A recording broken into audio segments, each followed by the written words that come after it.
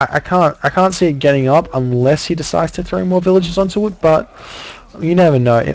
He might be able to throw it up, but then it'll just go straight back down when some ballastas come in. So there's not much you can do really. And there we go. It was at 3,000 then. If he had maybe 5 more villagers, it would have been up. Imagine 30 more villagers. He just needs to think about. He probably just wasn't thinking. He was too much in the heat of the game, and didn't realize how many resources he had. Also, he can even afford to kill off those villagers because he has the resources, so he can kill off those villagers to make that extra 20 supply in order to push through here and regain the town center, and then maybe reproduce some villagers if need be at a later stage. But it doesn't look like that's happening.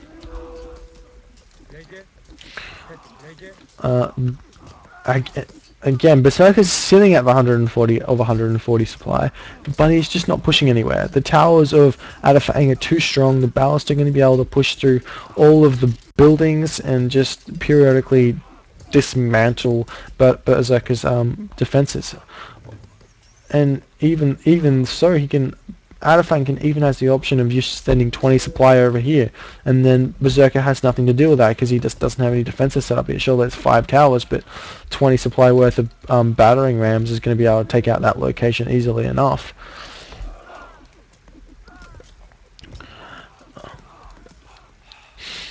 And again, he's just pushing through towers, ballisters, just the onslaught of the Norse ability to maximize damage on a front just with buildings, because he's infantry build and they don't die that easily to tower fire, whereas villagers would. He can just continue to build towers and push forward.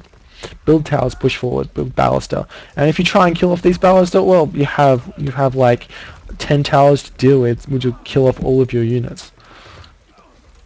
Look at that, 14 towers just on this screen. How many towers just sitting around here? 11 towers just sitting around here? Or 10 towers just sitting around here, just protecting those ballista. It's going to be even more when these towers go up as well. Berserker can't really do anything about it. If he decides to go pure siege, that's just going to get countered by a bunch of Ulfsacks. If he decides to go pure army, that's just going to get countered by the watchtowers. If he goes for a mixture of the two, it's just going to get countered by both. It's nothing he can really do at the moment. And the ballista are really just picking off here. And look at these valiant militia just trying to come in here and pick off those ballista. Oh, they got 1 out of 4, and he had like 6 of those. The watchtower is just doing obscene amount of damage. But the Chimera able to get in and kill off another one, but it's really not going to be enough. If he wants to get this town center back, even the towers can focus it down, and they just do so much damage as they are. And also, Berserker's trying to build Toxotes at the moment. I mean, sure, he's got a mass infantry, but they're not going to do any damage to any of the buildings he's got, and they'll just die so easily to the towers as well. So he's not going to be able to get this town center up regardless of this composition at all. Maybe if he massed up some of those special Greek units, but again, the bonus of crenellations and the amount of towers here on those Greek Poseidon unique units are just going to devastate what Berserker's got at the moment. And again, I can't see it happening. Berserker's got so many resources now: 10,000 food, 11,000 wood, on 1k gold in the bank. It's just, he's got the resources to continue to spam, but spam isn't enough. Really, spam just isn't enough. And he's producing heroes left, right, and center, but they're not doing anything either. Adafang, he's got a bunch of Fenris Wolfbroods at the moment. That's 13 Fenris Wolfbroods.